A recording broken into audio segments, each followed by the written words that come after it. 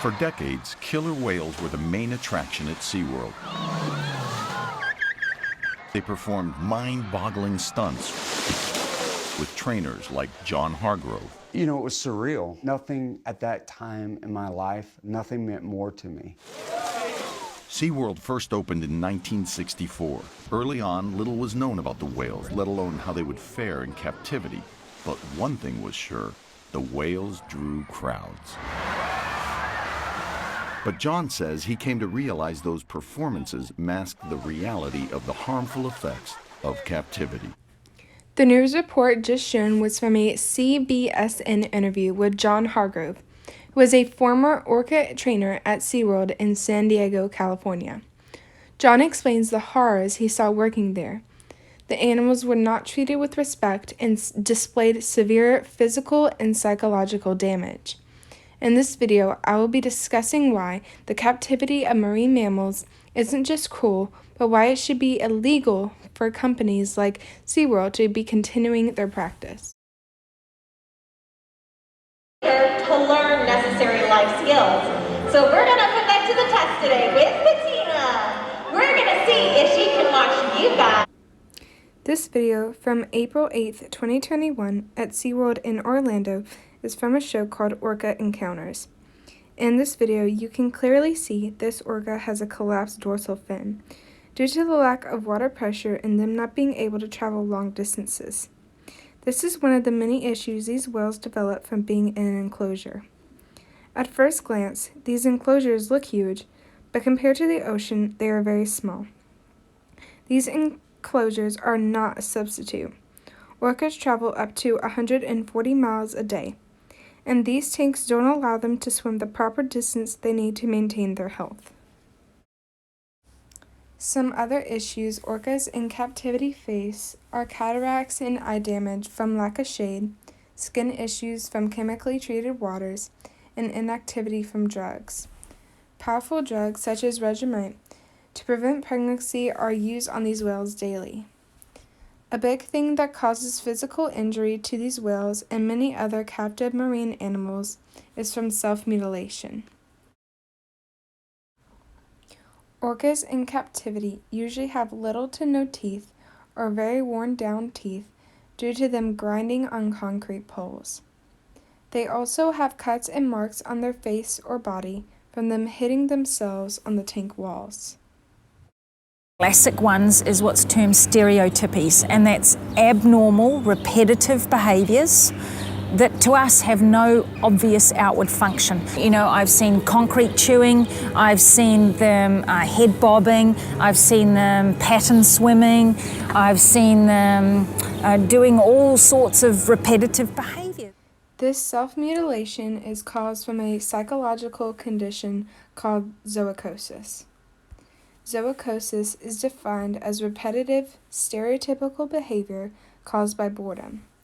Symptoms include, but are not limited to, pacing, circling, swaying, and self-harm.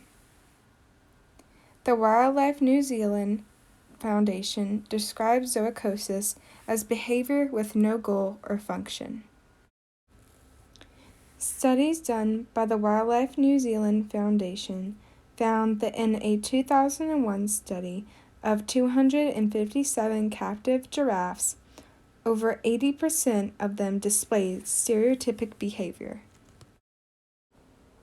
Other injuries can occur due to these animals being put in an unnatural environment.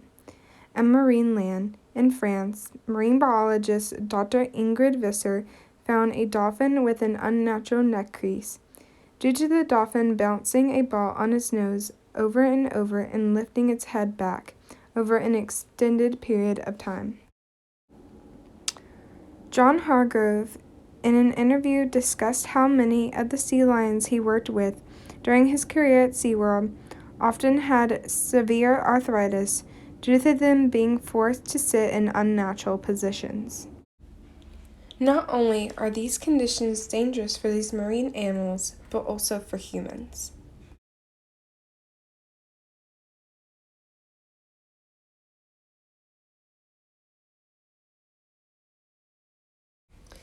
This clip from CBS News in 2006 shows an orca at SeaWorld nearly drowning a trainer. These highly intelligent whales are known to drag their prey under and play with them, which creates a very dangerous environment for humans. In my research, I have found over 35 reported incidents of orcas being aggressive or attacking trainers. Unfortunately, on February 24, 2010, Don Branchew, who was an orca trainer at SeaWorld in Orlando, Florida, was killed by one of the orcas. It was reported that at the end of one of the shows, the orca was showing signs of aggravation and Don got in the water to help calm him down. The whale ended up dragging her under, and autopsy reports concluded that Don died from multiple traumatic injuries in addition to drowning. Orcas and other wild marine animals are highly dangerous because of their unpredictable behavior.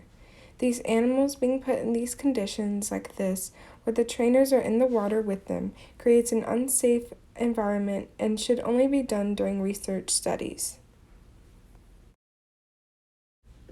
You may be asking yourself, why are these parks still open? Well, many people suggest that these parks provide a learning experience when this really is not the case. People are given a false education and idea of how the animals act in the wild from these parks.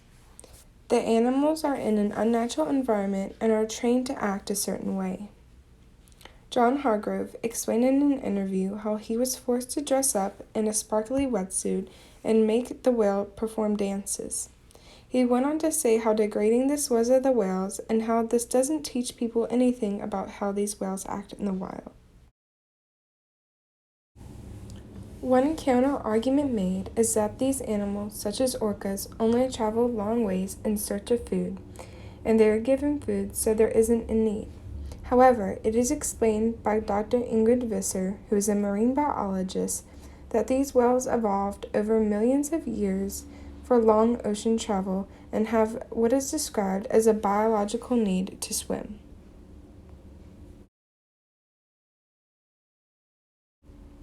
From research conclusion, it is clear that these parks like SeaWorld do not have in mind the safety and treatment of these animals or trainers.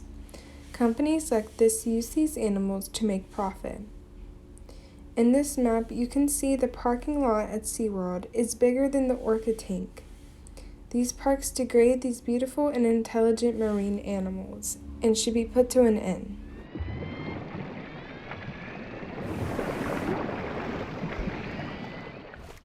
Some safe alternatives are to build sanctuaries where these animals are not forced to perform.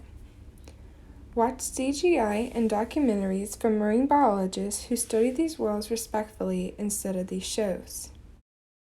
Boycotting, petitioning, protesting, and raising awareness is needed currently to help protect these animals in captivity still at these parks. The lives of these animals are significantly shorter than animals in the wild, and it is estimated that 65% of beluga whales in captivity have a premature death.